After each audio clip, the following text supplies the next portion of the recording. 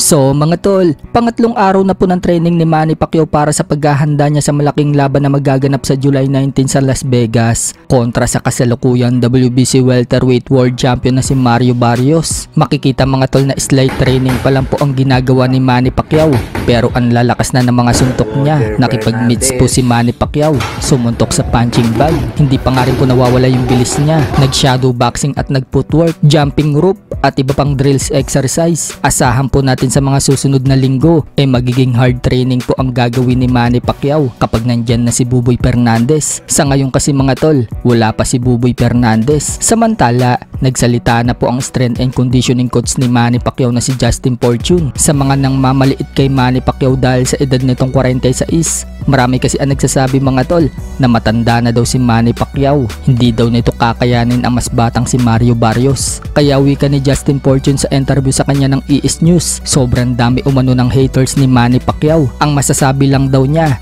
tuli-tulinada pa rin daw ang power ni Manny Pacquiao at tuli-tulinada pa rin daw ang speed at punong-puno daw ito ng experience. Natanong naman po si Justin Fortune ni LSX Bats ng ES News kung masyashock daw ba siya kung mananalo daw si Manny Pacquiao dito kay Mario Barrios. Sagot ng strength and conditioning coach ni Manny Pacquiao, hindi daw siya masyashock. Sa edad daw kasi ni Manny Pacquiao na 46, active pa din daw ito. Lagi daw itong may ginagawa, kaya always fit pa rin daw si Manny Pacquiao. Matatandaan naman noong sinabi ni Manny Pacquiao dati kay Buboy Fernandez, noong kasama pa niya ito nag-iinsayo. Kapag bumalik umano si Manny Pacquiao sa professional boxing, gusto niya maibalik yung dati niyang katawan na bato-bato. Sa ibang balita naman mga tol, CEO Top Rank Bob Arum, mukhang nagbago po ang isip. Matatandaan kasi mga tol matapos ang kontrobersyal na laban ni Emmanuel Navarrete versus Charlie Suarez noong nakaraang linggo na nauwi sa technical decision ng laban pabor dito kay Navarrete. Itinigil po ng doktor ang laban sa round 8 dahil sa lumalaking cut ni Navarrete sa taas ng kilay. Dahil tinawag ng referee na headbutt,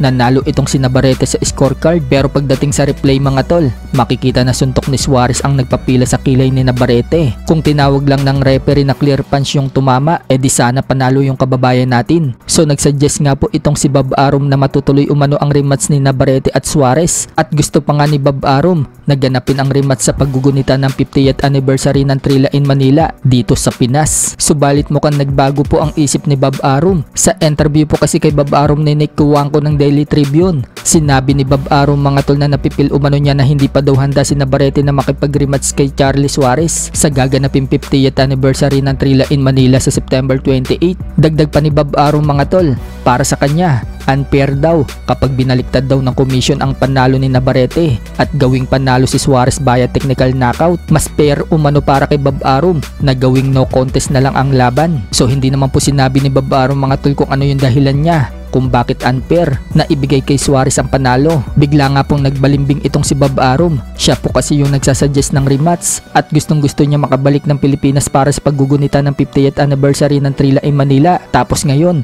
nagbago ang isip niya. Marami tuloy ang nagsasabi mga tol na tumatanda ng paurong itong si Bob Arum. Wala naman daw kasi magagawa itong si Navarrete kung gugustuhin daw ni Bob Arum na makipag-rematch dito kay Suarez dahil bata niya ito at siya ang promoter. Parang ang dating mga tol, iniiwasan na nila ngayon si Charlie Suarez.